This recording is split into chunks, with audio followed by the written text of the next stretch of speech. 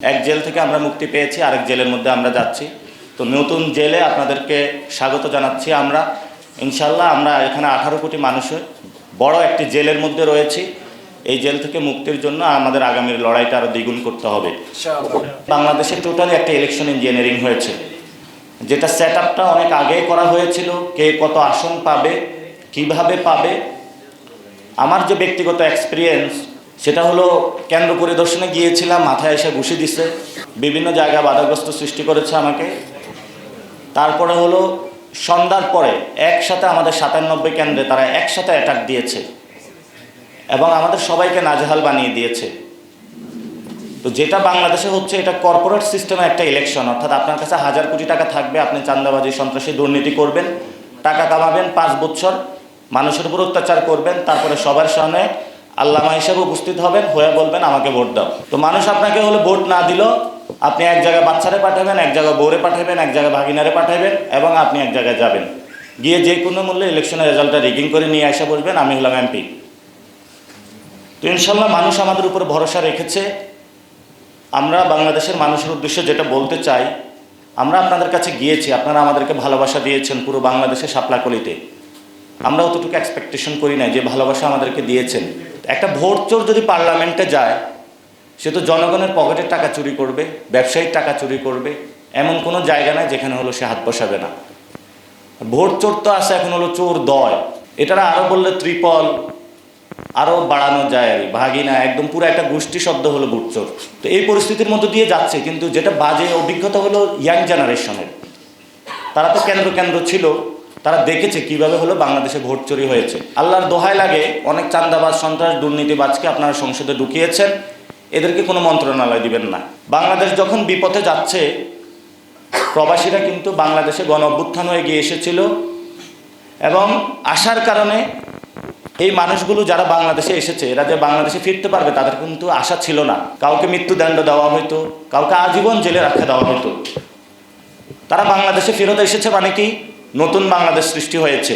তো আপনারা ভোট দিয়ে নতুনভাবে বাংলাদেশকে জাগিয়ে তুলেছেন, গণ অভ্যুত্থানও ছিলেন, আপনাদের দিকে আমরা তাকিয়ে আছি।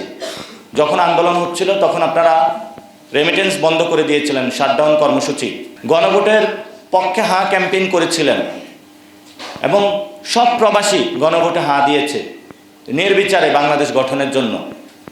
তো এখনও নতুন বাংলাদেশে আপনারা দেখবেন, এক চোর তো ইন্ডিয়া পালায়া গেছে, আরেকজন চুরি করার জন্য রেডি হচ্ছে। এই চোরদেরকে কিভাবে চুরি থেকে ঠেকানো যায়, আমাদেরকে সবাইকে একটু সজাগ থাকতে হবে। এখন নতুন করে কুসুম কুসুম প্রেম হয়েছে, এই যে আপনারা দেখছেন বিরোধী দলীয় বাসায় হলো একটু যাওয়া আসা করতেছে, কিন্তু বিরোধী দলীয় যাওয়ার আগে এটা জনগণের কাছে যাওয়া উচিত এবং এটা প্রতিশ্রুতি করা উচিত যে আমরা এবার ইঞ্জিনিয়ারিং করেছি, আর করব না, আমাদেরকে বাংলাদেশে আপনারা ক্ষমা করে দেন।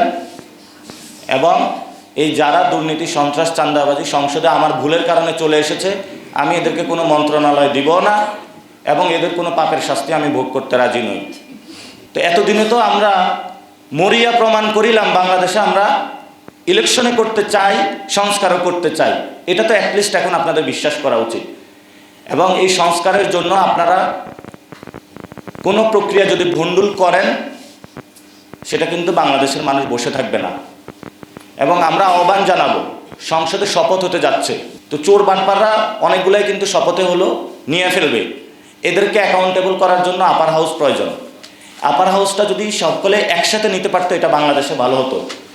এবং আমাদের জায়গা থেকে আমরা বলতে চাই, লোয়ার হাউস এবং আপার হাউস এখন বলবে এটা যে সংসদে রেটিফাই পরে করে নেন না, রেটিফাই তো অনেক কিছু করতে হবে। তো সেই জায়গা থেকে আমরা বলবো যে সংসদে আপার হাউস এবং লোয়ার হাউস একসাথে করা যায় কিনা। এবং দয়া করি আপনারা উচ্চ কক্ষে বিএনপি এবং জামায়াত, এনসিপি, আমরা সবাই এই প্রতিজ্ঞায় আসি, যারা সংস্কার বুঝে না, যারা সংস্কার বন্ডুল করতে চায়, তাদেরকে ওইখানে জনগণের ট্যাক্সের টাকা দিয়ে পাঠানোর দরকার নাই। একটা গাড়ি পাবে, আপার হাউসে বসবে, বসে একটু লাক্সারি, যে ঠিক আছে একটু চুরি টুরি করলাম, এখন একটু বিশ্রাম নেই, চুরিতে সহযোগিতা করছি এই হিসাবে আমাকে আপার হাউসে পাঠাইছে, আমি একটু বিশ্রাম নেই। এই ধরনের জনগণের ট্যাক্সের টাকা দিয়ে এটা করা যাবে না। আরেকটা হলো হাসিনার বিচার। আমরা শুনতে পাচ্ছি শপথ অনুষ্ঠানে অনেকে আসছেন, ভালো কথা আসছেন, ডিপ্লোম্যাটিক রিলেশন থাকবে, কিন্তু হাসিনার বিচারের কি খবর, এ বিষয়ে আমরা এই পর্যন্ত কোনো বক্তব্য দেখলাম না। তো এটা যদি ভোটের মাধ্যমে হাসিনা যদি ফাঁসির দণ্ড থেকে নিস্তার পেতে চায়, যে আমরা বিএনপিকে কিছু ভোট দিয়েছি, দফা রফা হয়েছে, আমি বিচার থেকে মুক্তি পাবো, এই চিন্তা আপনারা করবেন না।